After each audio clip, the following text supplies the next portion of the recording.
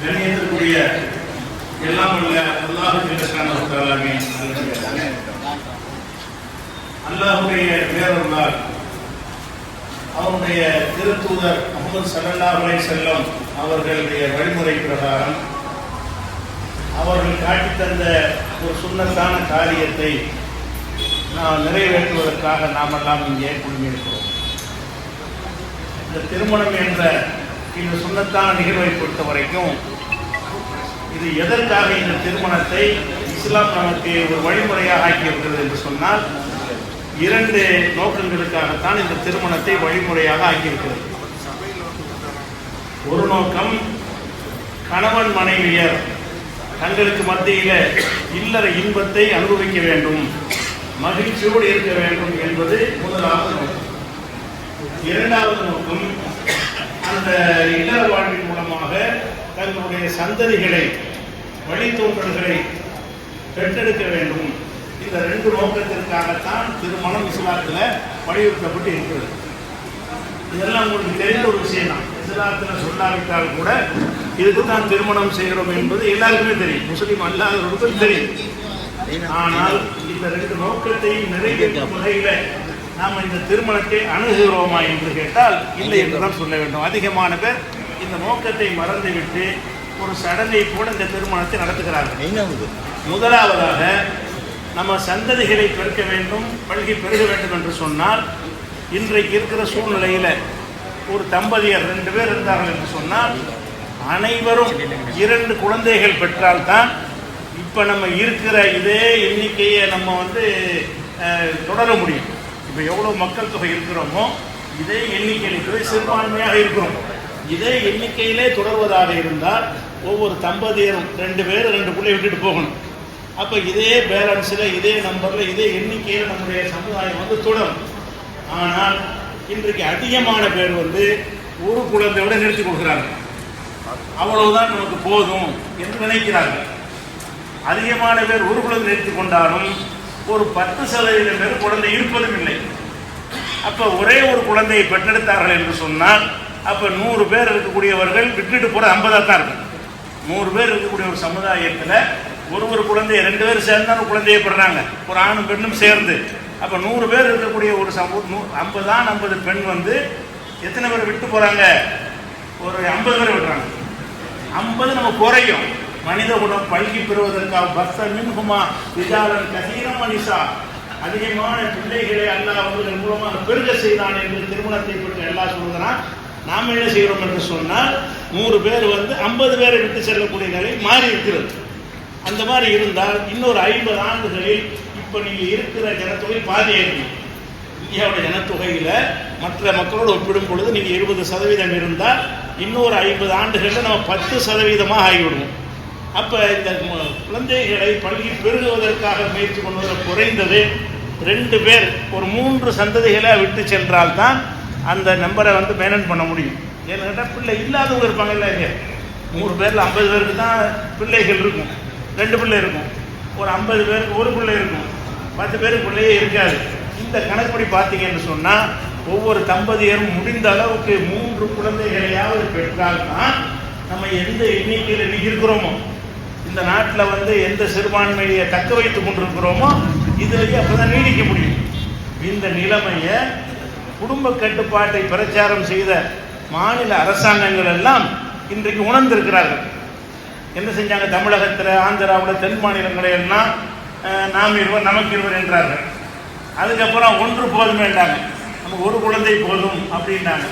அப்புறம் நாமே குழந்தை, நமக்கேன் குழந்தைன்னு நினைச்சாங்க, அது தேவையில்லைங்கிற அளவுக்கு பிரச்சாரத்தை கொண்டு வந்தாங்க.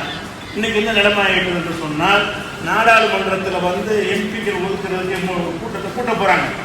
அதில் மக்கள் தொகைக்கு தகுந்தவாறு தான் எம்பிக்கள் கிடைக்கும். தமிழகத்தில், ஆந்திராவில் எல்லாம் மக்கள் தொகை குறைஞ்சி போச்சு. ஏன்னா 2 தான் பெறணும், 1 தான் பெறணும் என்பதை ஒரு பெரிய கொள்கையாக எடுத்துக்கொண்டு இது ஒரு முக்கியமான பிரச்சாரம் ஆக்கி காசுலாம் கொடுத்து செஞ்ச காரணத்தினால் தமிழகத்தில் மக்கள் தொகை குறைந்து வட மாநிலத்தவர்களுக்கு 100 எம்பி கிடைக்குமாக இருந்தால் உங்களுக்கு 70 தான் கிடைக்கும்.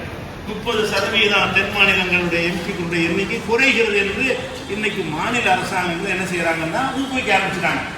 கடந்த 2-3 மாதங்களாக மாநில அரசாங்கங்களை இனிமேல் நாங்கள் 2க்கு மேல் வேண்டாம் என்று சொல்ல மாட்டோம், அதை வலியுறுத்த மாட்டோம், அதனுடைய விவரத்தை நாங்கள் புரிந்து கொண்டோம் என்று சொல்ல காய்விட்டார்கள். எப்படி தமிழகத்தில் இந்த நிலை ஏற்பட்டிருக்கிறதோ அந்த நிலைமை தான் முஸ்லீம் சமுதாயத்தில் ஏற்பட்டு கொண்டு இருக்கிறது. இதே நிலை தொடரும் என்று சொன்னால் ஒரு காலத்தில் நம்ம 2% 3% மக்களாக மாறிடும். இந்தியாவில் நம்ம இருக்கக்கூடிய ஜனத்தொகை மற்றவங்களோட கம்பேர் பண்ணி பார்த்தீங்கன்னா 97% மொத்தம் இருப்பாங்க. நீங்கள் 2 3 இருப்பீர்கள்.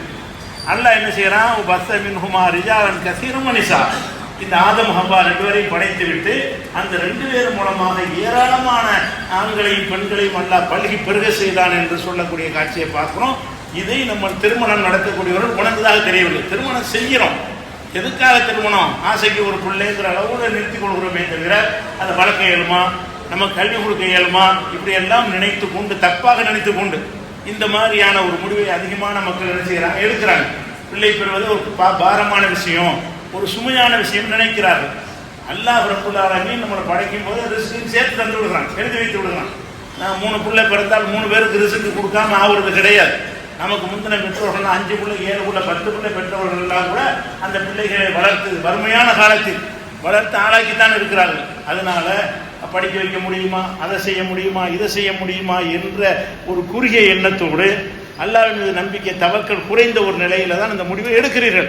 எடுத்தால் எதிர்கால சந்ததிகளுக்கு நம்ம ஒரு ஆபத்தான நிலையை விட்டு செல்லணும். நம்முடைய எதிர்கால சந்ததி, அதில் உங்கள் பிள்ளை வட்டியெல்லாம் இருப்பாங்க, உங்கள் பேரம்பேத்திகள்லாம் என்ன செய்வாங்கன்னா சிறுபான்மையில் உட்காந்து இப்போ கஷ்டப்படுறோம், இன்னும் சிறுபான்மையாக போனாங்கன்னு சொன்னால் அது சமூகத்துக்கு செய்கிற ஒரு கேடாக இருக்கும். இந்த ஒரு விஷயத்தை திருமண நிகழ்வில் நம்ம என்ன செய்யணும், எல்லா நிகழ்வுகளையும் இந்த மக்களுக்கு தெளிவுபடுத்தி, இன்னும் சொல்ல போனால் ஆந்திரா போன்ற மாநிலங்களில் எல்லாம் 3வது குழந்தை பெற்றால் அவங்க ஊக்கத்தொகை கொடுக்குறான். பெறக்கூடாதுன்னு சொன்னவன் இப்போ என்ன செய்யறான், 3வது பிள்ளை பெற்றவர்களுக்கு ஊக்கத்தொகை தருவோம். எதுக்கு அதை சொல்றான்னு கேட்டால் மக்கள் தொகை ரேஷியோ குறைஞ்சிக்கிட்டே வருகிறது, இவ்வளவு குறையக்கூடாது என்பதை இப்போ உணர்ந்து கொண்டார்கள். 2 போதும் என்கிற கொள்கை தவறு. இன்னும் சொல்ல போனால் இப்படி செய்கிற காரணத்தினால புதியவர்கள் அதிகமாகிடுவாங்க, இளைஞர்கள் குறைஞ்சிடுவாங்க. அது ஒரு பெரிய பாரதூரமான விஷயமா போய் சைனாவில் தான் இந்த மாதிரி ஏற்பட்டு போய் என்ன அதிகமான வயசானவங்க இருக்கிறாங்க, இளைஞர்கள் கம்மியாக இருக்கிறாங்க. இளைஞர்கள் கம்மியாகவும் வயசானவங்க அதிகமாக இருந்தால் அந்த சமுதாயம் என்ன இன்னைக்கு ஆளாக இன்னைக்கு வலுக்கட்டாயமாக குழந்தை பெறுவதற்காக வேண்டிய விடுமுறை கொடுக்குறான், ஆர்வம் ஊட்டுறான், பணம் கொடுக்குறான் ஜப்பான் மக்கள் தொகை பெருக்கிறதுக்காக வேண்டி. அப்போ இந்த ஒரு விஷயத்தை அதெல்லாம் வலியுறுத்துகிறான். சர்வதேச சமுதாயமும் அதனுடைய தீமையை இன்னைக்கு உணர்ந்திருக்கிறாங்க. அதனால திருமணம் செய்யக்கூடியவர்கள் ஏற்கனவே செய்தவர்கள் என்ன செய்ய இதில் கவனம் செலுத்தணும். இது நம்மளுடைய கடமை. நாம் நம்ம எப்படி நம்ம ஒரு நல்ல நிலையில் நம்ம முன்னோர்கள் நம்ம பெற்றோர்கள் விட்டு சென்றார்களோ அதை விட மேலான நிலையில் நம்ம பிள்ளைகள் விட்டு செல்வது ஒன்று. 2வது சந்தோஷமாக இருப்பதற்கு தான் திருமணம். மனிதன் சந்தோஷமாக இருப்பது இன்றைய நவீன காலத்தை பொறுத்த வரைக்கும் ஒரு 40-45 எல்லாம் அந்த சந்தோஷம் அனுபவிக்கிற நிலையிலிருந்து மனிதன் இறங்கி விடுகிறான். பலவிதமான நோய்கள், உடல் ஆரோக்கியம் கிடையாது. அதனால என்ன ஆகுதுன்னு கேட்டால் தாம்பத்திய வாழ்க்கையில் ஈடுபடக்கூடிய தன்மை 40 வயசுலேயே மக்கள் குறைய ஆரம்பிச்சுட்டாங்க. 40 வயசுக்கு பிறகு என்ன செய்யறது, அவருக்கு தாம்பத்திய வாழ்க்கையில் நாட்டம் இல்லாமல் போயிடுறாங்க. அப்போ இளமையை அனுபவிப்பதற்காக வேண்டி திருமணம் செஞ்சுவிட்டு அந்த 40 வயசுல முடியுது என்று சொன்னால் நாம் என்ன செய்யறோம் தெரியுமா, 30 வயசுல கல்யாணம் பண்ணுறோம்.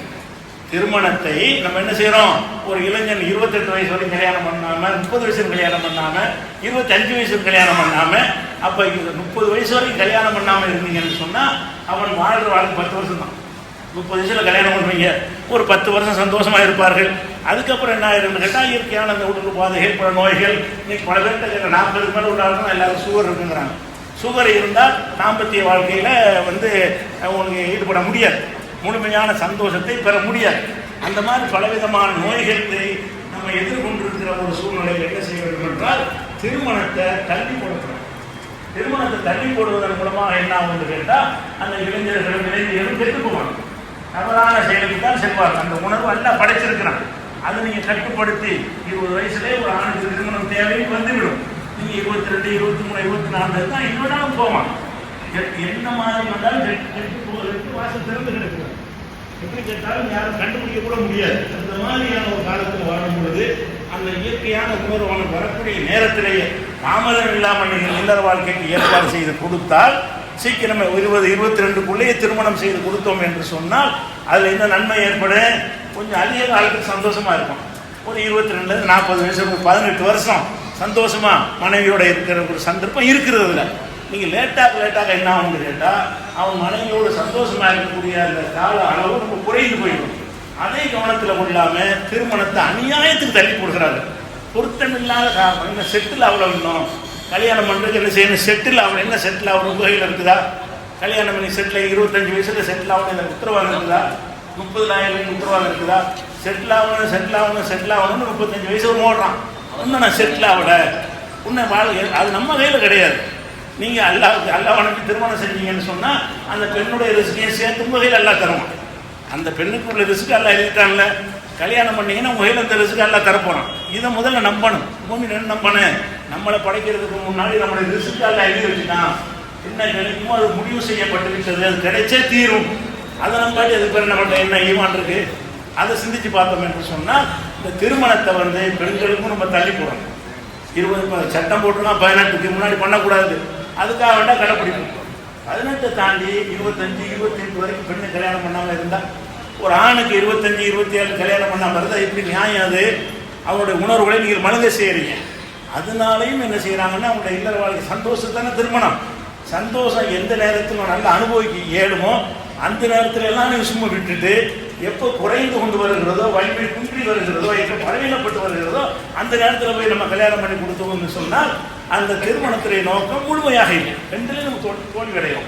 திருமணத்தின் மூலமாக சந்தோஷத்தை அனுபவிப்பது எடுத்துக்கொண்டாலும் நம்ம சரியான முறையில் கடைப்பிடிக்கிறவரை இல்லை. சந்ததிகளை பெருக்கிறது எடுத்துக்கொண்டாலும் நம்ம அதை சரியாக கடைப்பிடிக்கலாம். இந்த 2 விஷயத்தையும் நம்ம மறந்தோம் என்று சொன்னால் பெரிய பாதிப்பு ஏற்படும் என்பதை இந்த திருமண உரையில் முக்கியமான செய்தியாக இந்த உரை நிகழ்த்தக்கூடிய இடம் இல்லை. அதனால் இந்த 2 விஷயத்தை திருமணத்தை தள்ளியே போடாதீங்க. நல்லா ரிஸ்க்கு தருவான்.